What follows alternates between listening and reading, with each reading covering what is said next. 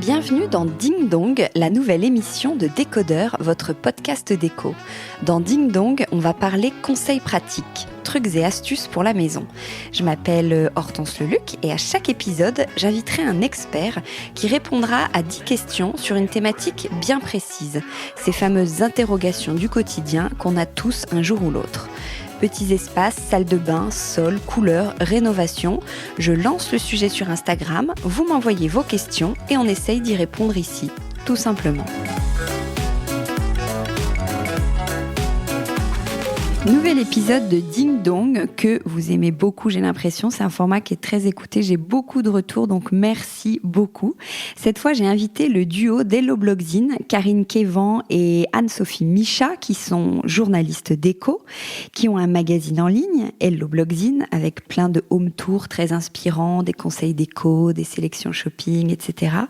Qui ont un compte Instagram énorme. Je crois qu'elles sont suivies par plus de 100 000 fans de déco, qui font des collabs avec des marques, comme tout récemment, une nouvelle fois avec La Redoute, toute une collection autour de l'outdoor, qui ont écrit 3 livres autour de la déco, toujours, et aussi un sur Instagram, on va en reparler un petit peu plus tard, et qui, pour parfaire toutes ces connaissances techniques, enfin, c'est Karine qui a suivi une formation de designer d'espace chez MMI Déco, et donc, grâce à toute cette expertise accumulée, depuis toutes ces années, les filles vous proposent désormais des coachings pour vous aider à créer un intérieur qui vous ressemble. Et c'est cette casquette-là qui nous intéressait aujourd'hui. J'ai plein de petites questions pour elles. Bonjour Karine, bonjour Anne-Sophie. Bonjour. Bonjour. Bravo pour ta formation. Merci, oui, c'est jamais facile de reprendre ses études. Ah oui, c'est vrai. Oui, Surtout quand c'est en parallèle d'une vie professionnelle. Ah ouais, mais bon, c'était lié, donc j'avais la motivation. Et ça t'apporte, ça renforce votre expertise.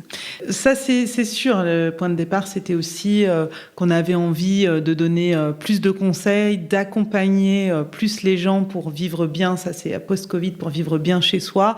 Et voilà, pas faire juste des petites sélections shopping, mais vraiment être là pour les accompagner. Ouais, parce que j'imagine qu'avec votre communauté, on doit souvent vous solliciter, on doit vous poser plein de questions pour justement des sélections shopping, des conseils. Très régulièrement, un peu sur tous les réseaux, par mail. Voilà, c'est vrai qu'on est régulièrement sollicité pour comment est-ce que je peux choisir mon canapé, quelle couleur mettre dans mon salon. Il y a beaucoup de demandes sur les sujets qui traitent de couleurs. Les gens sont souvent un petit peu frileux, savent pas trop. Voilà, c'est pour ça on s'est dit on va faire sous forme de consultation vidéo avec des problématiques. C'est des choses qu'on avait déjà un peu mis en place à travers des collaborations avec des marques. Mais voilà, maintenant tout le monde peut nous contacter parce qu'on peut avoir envie, voilà, de faire un salon plus ergonomique, de modifier une chambre d'enfant pour l'arrivée d'un enfant, enfin ce genre de choses effectivement. Et on a la connaissance. Voilà, des fois on se dit dans une pièce il faut une table basse, un canapé comme ci, voilà, un peu des lieux communs, et en fait non, c'est l'usage que la personne va en faire de cette pièce qui compte plus que qu'est-ce qu'il me faut comme mobilier. Et c'est vrai qu'il y a aussi, souvent les gens ont besoin d'être rassurés et puis ils sont perdus parce qu'ils voient énormément de choses aujourd'hui avec Internet, Pinterest, Instagram, c'est extrêmement riche, l'inspiration. Donc souvent ils sont un petit peu perdus entre les styles et il y a plusieurs choses qui leur parlent et ils n'arrivent pas à choisir, en fait, à prendre une direction. Et alors, comment ça se passe le coaching concrètement ? Alors, c'est en visio, donc on prend contact par mail, on fixe ensemble un rendez-vous et ensuite, on a une visio d'1h30 pendant laquelle la personne nous explique sa problématique. Son mode de vie, voilà. C'est où ? On pose plein de questions. Sur, en effet, voilà, ce qu'elle aime, ses envies, ses besoins, en quoi est-ce que la pièce actuellement ne répond pas à ses attentes. Son budget aussi, parce qu'on est aussi là pour faire des propositions en adéquation avec l'enveloppe voilà, qui veulent mettre. Et ça, c'est très important. Moi, j'insiste beaucoup là lors des prises de rendez-vous, parce qu'au début, c'est vrai qu'on avait des gens qui nous disaient « Oh, j'ai pas vraiment de budget ». Alors que si, c'est vraiment le point clé pour que nous, on puisse après faire des propositions adéquates. C'est vrai qu'après cette discussion où on définit un peu leurs envies, leurs besoins, nous, on fait un mood board et une shopping list, en fait. Voilà, ça leur fait vraiment gagner du temps, je pense. Et ça les conforte dans leur choix aussi. Et du coup, la visio pendant 1h30, c'est l'occasion de leur donner, on leur partage des marques, des conseils, au fil de l'eau. Et puis, on résume tout ça dans un mood board. Et comme Karine le disait, avec une shopping list avec différentes Ça, c'est top, parce qu'en fait, c'est options. très concret. En fait, on cherche souvent... L'inspiration, on peut la trouver facilement, effectivement. Si on tape hashtag chambre sur Pinterest ou Instagram, il y a plein de choses qui viennent. Mais concrètement, chez qui je vais, quelle marque, selon mon budget, c'est souvent ça le plus difficile. Oui, et puis c'est aussi une proposition qui s'adresse aussi aux gens qui sont locataires. Parce que quand on est des gens qui achètent par exemple un appartement ou une maison, certains vont faire appel à un architecte d'intérieur et vont revoir l'agencement. Ils ont un budget rénovation conséquent. Et pourtant, un locataire fera jamais appel à ce type de prestations. Et pourtant, il y a des locataires qui ont envie de faire des modifications, qui ont envie de se sentir bien chez eux, qui seraient prêts à mettre un petit papier peint, quitte à repeindre en partant. Et ça, pour nous, c'était très important. Les papiers, comment décorer quand on est en location, ce genre de choses, c'est des papiers qui cartonnent sur le site. Et on veut aussi s'adresser à ces gens-là parce que la mentalité a changé. C'est fini. Les gens qui disent moi, je suis un locataire, alors moi, je ne fais rien. Je ne suis pas chez moi. Non, quand on reste quelque part pendant longtemps, on a envie de se sentir chez soi. Et aujourd'hui, la déco propose vraiment plein de solutions. Je pense à Smart Tiles qui propose des imitations de carrelage qu'on peut coller en crédence, mais qui ont un effet vraiment bluffant. Le papier peint tissé, ça s'enlève très facilement. On pense toujours que c'est hyper compliqué à enlever. En vrai, si c'est un papier peint de qualité, qu'il est posé correctement, ça s'enlève avec vraiment 2 coups de vapeur. Voilà, essayer un petit peu de dédramatiser certaines choses et de les aider à s'approprier leur espace. Ouais, on est dans la vraie vie, on est dans le concret. Je crois que ça, c'est ce qui vraiment fait notre identité depuis le départ, d'être dans la vraie vie, parce qu'Hello, on l'a construit, parce que les médias proposaient des choses qui étaient parfois un petit peu déconnectées de la vie réelle. Et donc nous, on a commencé le home tour en allant chez des vrais gens pour montrer, on peut mixer du design, comme des petites trouvailles chez Monoprix, Ikea, et avoir un intérieur sympa qui nous ressemble. Et je crois que c'est ce qui a plu depuis le départ, c'était de rendre la déco design accessible. Super. Alors, première question, on y va, droit dans le sujet. On va faire comme si on avait 10 clients avec 10 questions. Comment choisir sa nouvelle table basse ? On a envie de changer, quelqu'un qui a envie de changer de table basse. Qu'est-ce que vous lui conseillez ? Alors déjà, on lui pose une question. On lui demande comment est-ce qu'il vit dans son salon. Oui, voilà, parce que si on veut une table pour poser ces coffee table book qu'on aura bookiné sur son canapé, où on reçoit beaucoup pour des apéros, on n'a pas c'est l'usage, comme on disait, c'est l'usage qui va définir le type de mobilier et non pas le travertin est à la mode, il me faut une table en travertin. C'est ça, je pense, qui est l'important. Est-ce que j'ai besoin de faire du rangement parce que j'ai un salon qui est pas très grand, donc dans ce cas-là, on peut peut-être optimiser avec une table qui contient du rangement. Est-ce que j'ai pas de salle à manger et j'ai besoin d'une table qui va être peut-être extensible pour pouvoir à la fois faire table basse et faire un peu table haute quand j'en ai besoin. Donc c'est toutes ces questions-là, des tables gigognes peut-être si j'ai envie d'un espace plus modulable. Donc c'est tout ça qu'on va essayer d'explorer. Voilà, ou si c'est juste est-ce que j'ai besoin vraiment d'une grande table basse qui va prendre de la place devant mon canapé, ou une petite table d'appoint parce que j'ai besoin de poser mon café ou mon verre devant la télé. Et surtout, est-ce que c'est une obligation d'avoir une table basse ? La réponse est non. Voilà. Ah bon ? Ah si. On n'est pas obligé. Non, c'est ce que je disais au début. Je pense que on a trop souvent des lieux communs quand on s'installe. Et moi, je vois des fois des appartements chez des gens où en fait c'est engorgé parce que ils ont la table basse qui est trop grande en plus par rapport à leur espace ou leur canapé et leur usage. Et donc du coup, je pense que c'est vraiment la question, c'est qu'est-ce qu'il me faut et pourquoi ? Parce que sinon on va avoir je sais pas, dans la cuisine un bar et puis en fait on s'en sert jamais, mais parce qu'il y avait la place de le mettre, un îlot. En fait non, c'est comment je vis, c'est ça vraiment qui est important. Je pense qu'on a choqué Hortense sur la table basse. Non, pas du tout. Non, je trouve ça hyper intéressant, la fonction avant le style, parce qu'il y a tellement de tables basses que tu peux te dire « Ah, j'aime bien ce modèle », et en fait, il arrive chez toi, il n'est pas du tout adapté, donc vous avez tout à fait raison. C'est comme en mode. Est-ce que, ça va être la tendance de telle couleur ou de telle forme ? Non. Est-ce que ça va avec ta carnation ? Oui, voilà. Est-ce que ça va, tu vois, c'est pas parce que c'est la mode des jeans ultra taille haute qu'il faut forcément céder.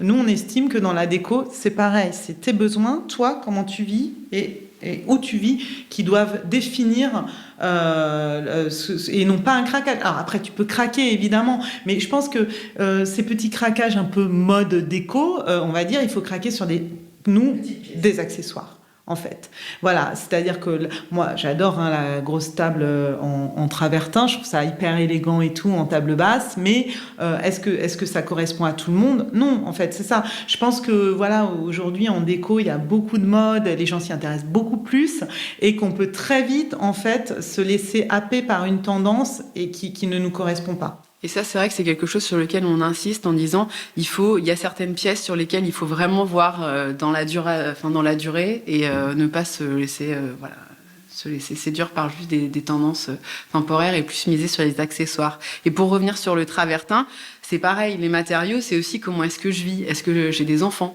Est-ce que donc il y a des matériaux qui sont plus fragiles? Est-ce que j'ai envie d'une ambiance chaleureuse? Dans ce cas, on part plutôt sur du bois. Est-ce que je veux quelque chose de très design et sculptural? Dans ce cas-là, tu peux prendre ta table en travertin. Il y a aussi les tables en verre, mais qui sont peut-être un peu compliquées quand on a des enfants, parce que les petits doigts vont faire vite des traces. Mais avec le style 70s, c'est quelque chose qu'on voit beaucoup. Donc la question, elle se pose à la fois sur la forme et sur les matériaux. Ok. Deuxième question, où trouver un canapé convertible pas trop moche? Parce que le convertible, il y en a moins, mais c'est pourtant assez recherché, surtout dans les appartements. Karine en a testé là récemment. Ouais, j'en ai testé. Alors je sais pas comment ça s'appelle, mais ça fait 2 fois que effectivement j'en teste chez des amis. C'est cette nouvelle génération de canapés qui en fait a un canapé d'angle assez confortable en tant que canapé, parce qu'en fait un des reproches du canapé convertible, c'est que souvent il n'était pas confortable ni en assise de canapé ni en couchage. Et donc c'est des canapés d'angle, donc déjà par définition ils sont moelleux et on a de la place, et il y a une partie qui se déplie en fait pour allonger, pour faire un couchage d'appoint. Et j'ai trouvé que c'était pas mal. Un de ceux que j'ai testés qui était assez confortable et joli venait de chez Bobo Chic. C'était un canapé en velours côtelé. D'ailleurs, j'ai vu sur une photo de Lisa Yachet. J'ai pas été dormir chez elle, mais je pense qu'elle a acheté le même canapé. Et voilà. Et ça fait un lit double en fait. Ouais. C'est ça qui est plutôt voilà. Mais dans l'autre sens par rapport au sens dont on a l'habitude. Ouais, et je pense qu'il doit y en avoir chez Ikea. Enfin, c'est un type de couchage qui va être amené à se développer dans d'autres marques. J'ai l'impression que c'est une petite tendance qui arrive sur le convertible. Après, il y a des choses plus classiques. On trouve des canapés en lin chez La Redoute, chez Alinea, qui ont le système quand même assez confortable, qui se déplie. Si on veut pas miser sur le canapé d'angle, où on va être plutôt sur un 2-3 places. Toi, ceux que t'aimais bien aussi, c'est ceux de Teddy Bear. Et oui. C'est vrai que l'avantage de Teddy Bear, c'est que c'est une marque de matelas. Donc, niveau confort de couchage, c'est déjà un bon point. Oui, c'est vrai que ma question était vaste, alors que c'est un vrai sujet. Si tu as laissé ta chambre aux enfants et que tu dors dans le salon, ou si c'est vraiment à point. On en revient à l'usage. Voilà. On en revient à l'usage. Est-ce que toi, tu dors dans le salon et tu as besoin d'un canapé pour dormir au quotidien, ou est-ce que c'est des amis qui sont de passage et s'ils dorment moyennement une fois, ils te jetteront pas la pierre? Ça, c'est vraiment voilà. Mais c'est vrai que ceux de Teddy Bear, ils ont un petit look sympa, et puis c'est une marque de matelas, donc je pense qu'on peut leur faire confiance sur le couchage. Eh ben, on reste sur le couchage. Troisième question, comment rendre sa chambre plus cosy? Alors d'abord, on fait attention au textile. Je pense qu'il y a toute la partie, donc évidemment linge de lit, parce que finalement dans une chambre ça prend beaucoup de place le lit, donc c'est vraiment ce qu'on voit en premier. Alors nous on est très gaze de coton ou lin parce que ce sont des matières très chaleureuses par leur texture, par ce petit froissé chic. Oui, voilà, qui ne se repasse pas. Voilà. Ah oui. Et pratique. Il y a les rideaux. Donc les rideaux dans une chambre, plutôt des rideaux épais, pour être dans un esprit cocon, et puis aussi pour éviter de se faire réveiller le matin par la lumière. Donc des rideaux en velours ou des rideaux en lin un petit peu épais. On peut prendre un doublage occultant pour encore plus de tranquillité. Les coussins et les plaids, voilà, pour amener un petit peu de moelleux, de confort visuellement, et puis voilà, sur le lit. Mais esthétiquement aussi, moi, ce que j'aime bien, et je pense que ce qui revient beaucoup pour le côté cosy, c'est la tête de lit. En fait, c'est, je pense, quelque chose qui avait été un petit peu oublié. Et aujourd'hui, il y a de très jolies choses. Et je pense que on peut faire soit une tête de lit qu'on aura fait sur le mur avec du papier peint, de la peinture pour créer une petite ambiance visuelle, mais aussi la vraie tête de lit. Je pense que ça va vraiment revenir très fort parce que côté confort, ça change tout. La tête de lit vraiment en textile, en velours ou en lin, ou là encore où on ramène du textile. On pense aussi au tapis, de préférence tout doux. Et moi, ce que j'aime bien, c'est la moquette épaisse qui revient aussi dans une chambre. C'est vrai que certaines pièces, je suis plus réservée, mais je trouve que la moquette dans une chambre, si on veut un côté cosy, ça peut être une bonne option.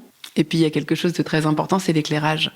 Parce que ça amène vraiment une ambiance dans une pièce. Donc si on a un plafonnier, on peut penser au variateur, qui permet d'avoir des ambiances différentes dans une chambre entre le moment où on se couche et le moment où on s'habille.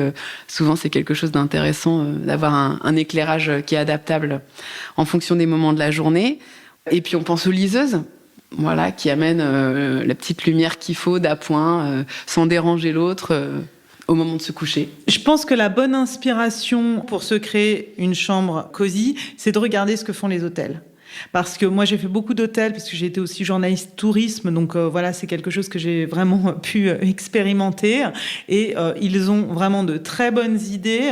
Alors, je parle plutôt des hôtels haut de gamme, pas de... Je ne vais pas citer de marque, mais pas ceux qui sont au bord de l'autoroute et qui voilà. Mais ils ont de bonnes idées pour créer du confort dans un minimum de place, d'espace. Oui, c'est vrai, c'est hyper inspirant les chambres d'hôtel. Oui, donc les beaux hôtels, je pense à tous ces beaux boutiques hôtels qu'on voit dans les grandes villes, voilà, avec des jolies têtes de lit, des petites liseuses effectivement intégrées. Pour pouvoir lire, voilà, sans déranger l'autre, et non pas avoir la lumière en pleine face au plafond quand on a envie de lire un bouquin. C'est absolument pas confortable. Donc voilà, je pense que voilà, on peut partir dans ce type d'inspiration au point de départ. Eh bien, question 4, où trouver des luminaires sympas, mais pas trop chers? Parce que ça s'enflamme vite. C'est très vite cher. C'est très vite cher, mais il y a des petites choses. Moi, je pense notamment à la Ilse Crawford chez Ikea, qui est quand même un best qu'on voit dans des hôtels, qu'on voit un petit peu partout, qui a une lumière un petit peu tamisée, puis qui a un petit look. Tu mets ça dans une salle à manger, tout de suite, voilà, c'est un luminaire qui envoie et qui est pas très cher.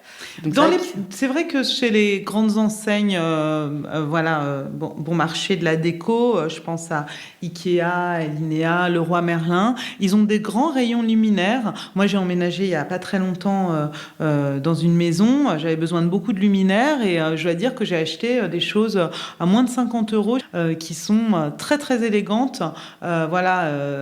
Et chez Alinea aussi. Enfin voilà, on peut trouver des choses un peu partout. On n'est pas obligé de partir. Voilà, le luminaire design, c'est tout de suite. On dépasse souvent. Moi, il y a des luminaires que j'adore. Ils sont à 600-700 €. Bon, bah voilà, quand on en a plusieurs à mettre dans un appartement ou une maison, c'est pas pour. Et l'entre-deux, parce que justement, sans que ce soit des marques trop bon marché ou des marques trop haut de gamme. Est-ce que vous pensez à d'autres marques?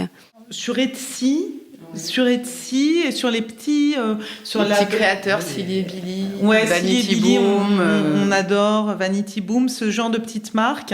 Ils ont des belles propositions. On est plus effectivement sur des luminaires autour de 200 €. Moi, je suis ravie de ce que j'ai acheté là aussi chez Silly & Billy, à la fois en termes de suspension un peu 70s et puis en applique, parce que c'est vrai que les appliques c'était un peu difficile à trouver pendant un bon moment. Voilà, des marques aussi comme Market Set. Il y a une autre marque aussi, son nom m'échappe, une marque nordique qui fait de très jolies choses. Humage, je crois. Le luminaire, ce qui est intéressant aussi, c'est de chiner. C'est quelque chose d'assez facile à chiner et qui s'abîme pas tellement et qui est assez facile à rénover si on a besoin ou même de le réélectrifier. C'est quelque chose d'assez accessible. Donc la Chine peut être un bon milieu de gamme, je pense, pour le luminaire. Quelles sont les 3 grandes tendances déco du moment? Attention, la question.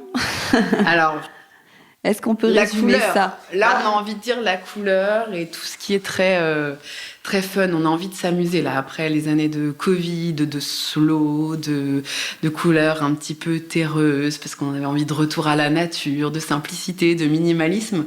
Nous, la tendance qui nous frappe le plus et qui nous amuse le plus en ce moment, c'est vraiment ce côté très festif. Vraiment. Ouais, vraiment ultra pop. On le voit. Alors effectivement, ça dépend du fil de chacun, on va dire, sur Instagram. Je pense qu'il y a des gens là sont encore très slow, nature et tout dans ce qu'on voit. Mais nous, ce qu'on voit venir, c'est qu'il va y avoir vraiment un tournant hyper fort parce que justement, on a envie de s'amuser et on a envie aussi de personnalité. Parce que le gros problème de la déco qui est très très à la mode, c'est qu'on finit par être dans quelque chose de très standardisé, d'uniformisé, et donc du coup ça, je pense que les gens sont en train de se lasser un peu et qui veulent apporter de la personnalité, et la personnalité, ça passe toujours en cassant les codes, quoi. Donc là, on est avec des objets avec des formes très rigolotes, presque ludiques. Il y a un petit côté un peu cartoon dans certaines créations. On voit qu'il y a vraiment une effervescence. Je pense aux tapis damier, je pense aux Vichy qui se réinventent dans des couleurs fluo. Les tapis forme libre aussi. On voit pas mal ça dans des petites marques, anglaises, espagnoles, avec des tapis avec des formes un petit peu folles et des couleurs, tout aussi osées. Ça fonctionne bien en fait. Je pense qu'il faut oser. Évidemment, c'est toujours pareil. Si on fait tout en total look, on est dans la maison de Barbie. Mais il faut aussi une petite touche de folie. Ça peut être facile à adopter. Une petite lampe, un petit coussin, en effet, un tapis. Puis c'est toujours pareil. Certains vont repeindre tout du sol au plafond en rose Malabar. On n'est pas obligé d'en passer par là. On peut aussi effectivement passer par les accessoires pour tester ça ou pour se l'approprier, parce que c'est toujours plus facile de changer. On s'est lâché sur 3 coussins et un tapis. C'est plus facile de le changer quand on s'en lasse que de changer de canapé.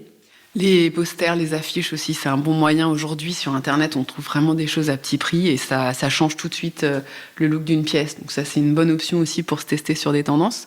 Donc ça, c'est la grosse tendance qui, en tout cas, nous... de l'été, qui nous plaît. Et puis, comme disait Karine, ce slow reste quand même quelque chose de très présent parce qu'il y a quand même une intention aujourd'hui d'être proche de la nature. Mais nous, donc toi, tu préfères dire plutôt que slow, le cottagecore. Ouais, en fait, c'est à la fois cottagecore, enfin cette tendance... Cottage quoi? Cottagecore. Okay. Cottagecore, c'est en fait cette inspiration qu'on voit beaucoup chez les Suédois ou très cottage anglais avec les fleurs, avec beaucoup de choses chinées, de portes, tu vois, qui auront été chinées pour faire des portes de placard ou une cuisine. Cet esprit un peu campagne anglaise ou suédoise qui mêle un peu le slow, mais c'est une tendance encore très le côté country life, quoi, en fait. Et vintage, en fait. On reste encore toujours cette veine vintage qui ne s'arrête pas. On reste toujours dans l'envie de chiner, de réutiliser, et qui correspond bien à l'ère du temps. Donc, c'est assez logique. Mais plus fleuri, on sort de ces univers vraiment très beige, très terracotta. On sent qu'il y a une envie de motif, quand même. Alors après, soit un motif très fort, très pop, ou un motif plus suranné, peut-être plus élégant, plus raffiné, qui vient contraster avec des choses de la campagne, de la vraie vie. Mais en fait, on est plus sur, on va dire, la campagne suédoise, campagne anglaise un peu florale, que la campagne, comme on voyait, Formentera, Farm Life, qui étaient des choses vraiment très ternes en termes de coloris, on va dire. Là, on est un peu plus... Aride. Il est un peu plus couleurs cru, les fleurs ont poussé sur les murs, quoi. Donc ça, c'est une tendance qui est très forte et qui va rester et qui est très sympa aussi. Puis la troisième, c'est la tendance 70s, quand même, qui est toujours très qui a été amorcée il y a 3 ans et qui là est vraiment sur du canapé bas, oui. du canapé bas, des tables basses basse, et aussi sur les matériaux, le verre, l'inox. C'est vrai qu'on a eu il y a 10 ans une très forte période cuivre et laiton. Là, on est sur du chrome, quoi, de l'inox, du chrome. Ouais, ça a changé. Et une tendance plus urbaine, plus masculine, plus... Et qui rejoint aussi cette tendance pop, en fait, avec là, par exemple, pour revenir à cette tendance un peu 70s pop, on voit aussi la couleur dans les cuisines. Je pense notamment aux façades de Plume Living, qui a sorti toute une collection avec des couleurs très fortes. Voilà, je pense que c'est lié aussi, en fait. C'est vrai que les tendances sont toutes un peu liées les unes aux autres à un certain moment. Je vous emmène dans la salle de bain. Comment rendre plus jolie sa salle de bain ? Parce que c'est parfois une pièce qu'on néglige, non ? Est-ce que vous avez des questions sur cette pièce ? C'est une pièce technique avant tout, donc c'est ça en fait aussi qui va faire la différence sur une salle de bain, mais la rendre plus jolie. Ce qui est important, c'est les détails dans la salle de bain. Voilà, le robinet, le mitigeur, etc. D'une part, parce que ce sont des pièces qui se voient et c'est bien qu'elles soient un peu jolies et qu'elles aient du caractère. Il faut aussi faire très attention à la qualité parce que c'est quelque chose qu'on utilise plusieurs fois par jour. Donc voilà, c'est bien d'être là encore. On est sur l'usage, mais c'est important de pas le négliger et pas d'être uniquement dans un mitigeur déco. Je le trouve super joli, mais il va durer un déjeuner de soleil.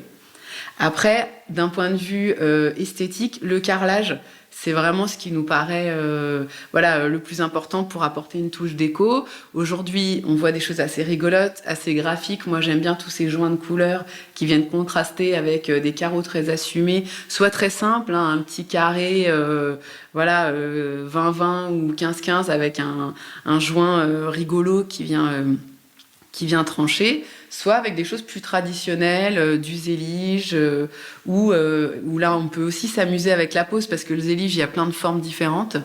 Ou s'amuser avec les formats, tu vois, du zélige écaille, ce genre de choses, ou avec la pose, posées en bâton rompu, chevron, ou même jouer avec les couleurs. Je pense que ça c'est quelque chose d'assez intéressant dans un produit comme le zélige, c'est de mixer un petit peu finalement les couleurs pour créer un motif ou choisir un carrelage à un motif un peu sympa. Je pense notamment à ceux de Marrakech Design qui font ce que je trouve intéressant dans le carreau de ciment aujourd'hui, c'est d'être sur du carreau de ciment avec un motif contemporain plutôt qu'un motif traditionnel comme on a pu voir encore une fois il y a 10 ans ou qu'on peut voir dans les restaurants, dans les halls d'entrée. Aujourd'hui, il y a du renouveau sur le carreau de ciment.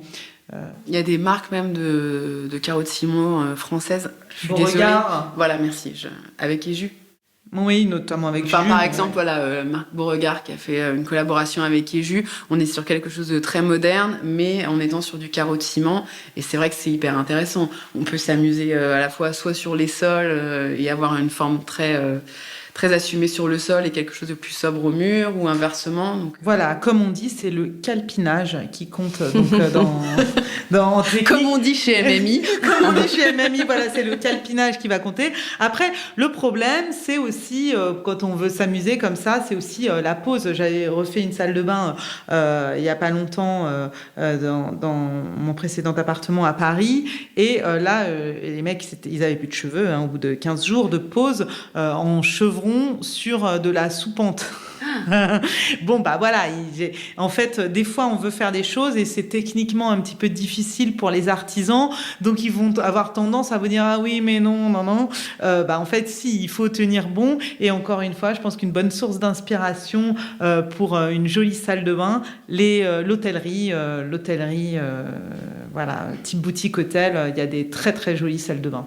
Et puis évidemment, on n'a pas parlé des luminaires, mais là encore, dans une salle de bain, c'est hyper important. Non seulement il faut qu'on soit bien éclairé pour éventuellement se maquiller le matin, et puis c'est vraiment un atout déco. Dans les hôtels, on le voit avec un joli miroir. On n'a pas parlé du miroir, mais il y a aussi le miroir qui peut être soit un miroir chiné, soit quelque chose avec une forme un peu sympathique. Et puis c'est les luminaires qui l'accompagnent. On passe à la question 7. Quelles sont les marques de peinture que vous nous recommandez ? Alors là, il y a une petite découverte que Karine a testée là et qui nous plaît beaucoup. Oui, parce que il y a les marques un peu traditionnelles de peinture haut de gamme, type Little Green, Faro & Ball, Ressources, qui sont toujours très bien, qui ont des super pigments et tout. Mais là, je suis en train ce qui m'a beaucoup séduit avec la marque Blim, que je suis en train d'appliquer dans une pièce, c'est qu'ils ont des échantillons qui viennent sous forme de stickers qu'on peut coller au mur. Et en fait, la peinture, ce qui compte, c'est pas la couleur du nuancier, c'est la couleur avec la lumière chez soi au fil du jour. Et j'ai été très séduite par ce système très astucieux pour l'essayer. Une autre marque, je pense qui n'est pas super connue, mais qui est très intéressante, c'est Algo, des peintures écologiques à base d'algues. Voilà, donc j'en sais pas plus à part que ce sont des algues bretonnes. Voilà, j'ai pas assez étudié la marque pour savoir quelles sont leurs sources d'approvisionnement, mais je trouve qu'ils ont, elles sont assez séduisantes. J'ai déjà proposé ça dans des projets et ils ont une vraie démarche écologique intéressante parce qu'en fait, aujourd'hui on peut dire qu'on est une peinture qui respecte l'environnement juste parce qu'on respecte les normes européennes. Là, c'est un vrai engagement qui va plus loin. Voilà. Très important pour les chambres d'enfants et même pour les chambres d'adultes, je pense d'avoir une peinture la plus saine possible. Après, il y a aussi Pure & Paint dans la même démarche, qui est également une peinture écolo qu'on connaît et qu'on aime bien. Et puis, je pense aussi à Bilboquet Déco, qui a sorti une gamme très déco avec des peintures très tendances, des couleurs qu'on aime beaucoup. Et des couleurs très belles. Et justement, question 8, quelles sont les couleurs du moment ? On a compris les marques que vous nous avez recommandées, mais alors, dans quel pot de couleurs on prend ? Pour la peinture ? Ouais. Non, pour la peinture ou même dans l'absolu, c'est pour faire... Alors, toujours dans notre idée de tendance très pop, nous, on trouve que les couleurs du moment, puis là, en plus, ça va être l'été, c'est du rose, du jaune, un petit peu citron, et puis... du Very-Peri. Du Very-Peri. Ce qu'on appelait autrefois Parme. Ouais, qui a été avantageusement rebaptisé. Donc voilà, le Very-Peri qu'on annonce depuis des années. Mais on le voit pas beaucoup quand même, le Very-Peri. On en voit un petit peu, en petite touche. Ouais. Si, on commence à le voir. Alors peut-être plus cette tendance en peinture de créer des formes, en fait.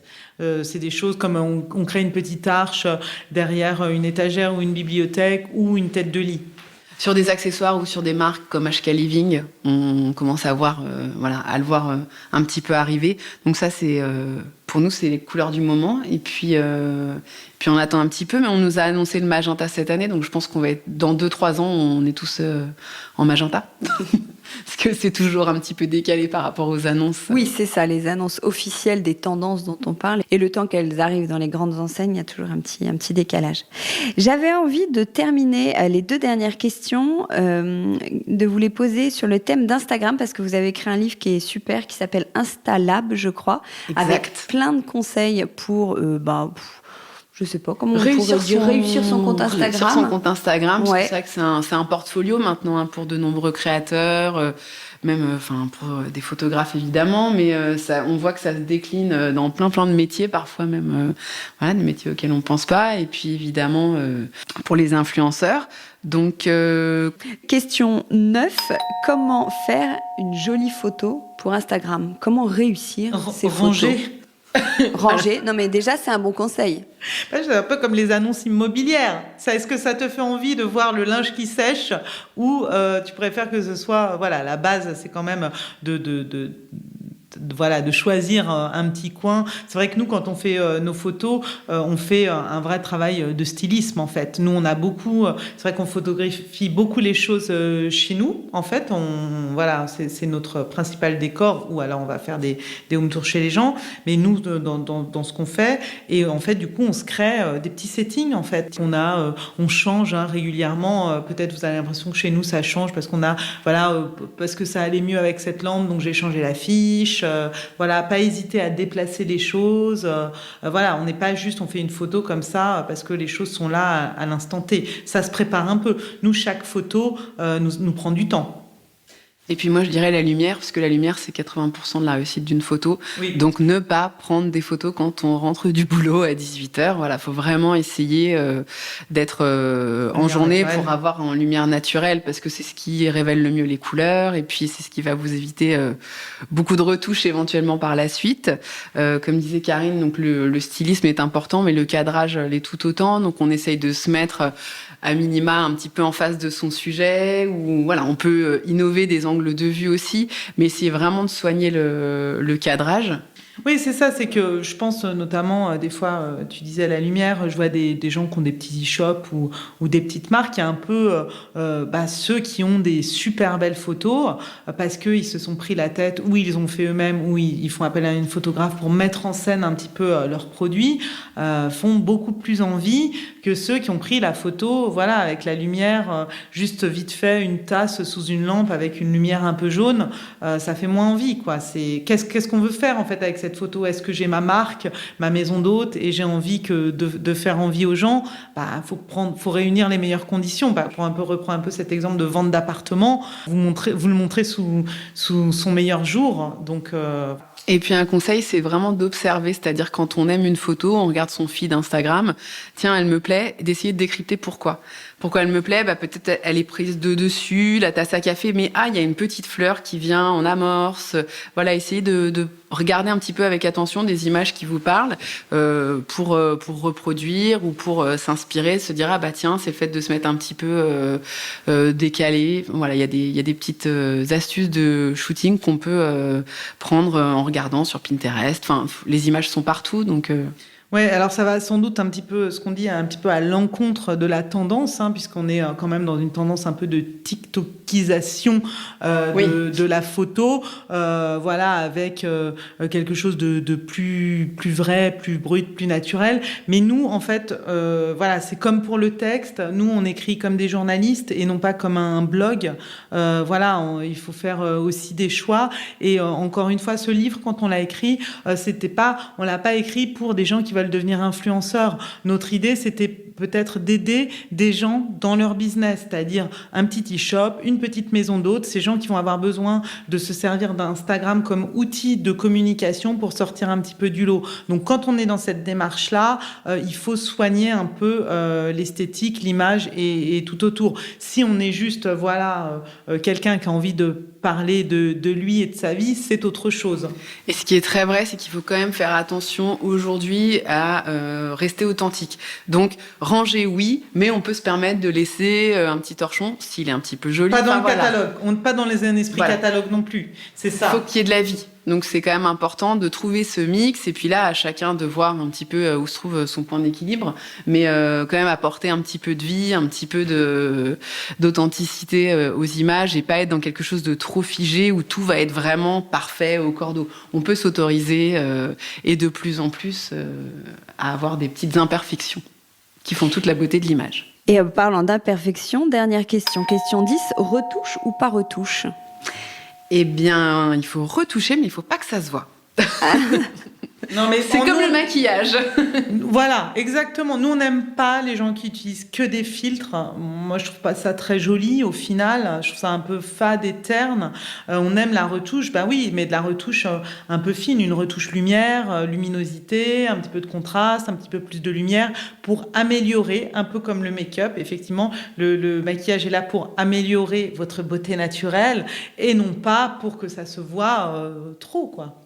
Et ne pas hésiter à retravailler le cadrage, par exemple, des lignes qui sont pas droites, éventuellement, si on est à l'aise sur Photoshop, effacer un fil qui traîne ou une prise. Voilà, il n'y a pas de prise chez Anne-Sophie, en tout cas en photo. Non. Ah oui, donc tu passes quand même par Photoshop, donc il y a un vrai travail avant de poster. Pas systématiquement. En fait, c'est si vraiment on n'avait pas le choix, le cadrage. Souvent, on essaye les prises, par exemple. On se déplace. On se déplace quand on a pris la photo, pour pas que la prise elle soit sur la photo. Voilà, possible. D'accord. Nous, on essaye de faire ce travail-là avant, c'est ce que je disais. La photo, elle est composée, en fait, à la base. Mais quand c'est pas possible, voilà, c'est vrai que on peut utiliser. Après, c'est vraiment plus les filtres qui viennent en effet trop uniformisés ou qui sont trop forts, qui vont trop se voir. On va trop voir que l'image a été retravaillée. Et donc là, on retombe un petit peu dans ce problème du catalogue où ça manque d'authenticité. En revanche, travailler la luminosité, l'augmenter un petit peu, la baisser s'il y avait trop de soleil, accentuer un petit peu le contraste, enlever un petit peu de voilà des petites retouches un peu fines. Voilà, s'il y a 3 outils sur les logiciels, notamment je pense au logiciel de téléphone de recadrage, de retouche à utiliser, c'est recadrage, c'est-à-dire si, bon, ça encore une fois, nous on essaye de le faire avant de prendre la photo, si malheureusement votre porte est un petit peu décalée, vous utilisez l'outil recadrage pour redresser la photo. La luminosité, ça c'est vraiment quelque chose qu'on fait quasiment systématiquement, même si c'est qu'un tout petit peu. Et je sais pas, le troisième, et le contraste un petit peu. Apporter un petit peu de contraste, en général, c'est vrai que sur les réseaux sociaux, on aime les visuels clairs, enfin lumineux. La lumière est extrêmement importante et un petit peu contrastée parce qu'il faut quand même que ça accroche le regard. Donc le contraste est important.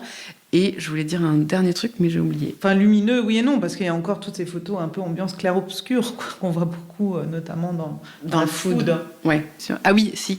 Je voulais dire que pour retoucher sur le téléphone, nous, on utilisait VS Code, qui est une appli très simple à prendre en main et qui permet vraiment d'accéder aux 3 fonctionnalités dont on vient de parler. Et, oui, sans forcément passer par le Photoshop dont on parlait tout à l'heure. Oui, d'ailleurs, après, encore une fois, moi j'utilise plutôt Lightroom que Photoshop, parce que Lightroom, c'est un vrai logiciel de retouche photo.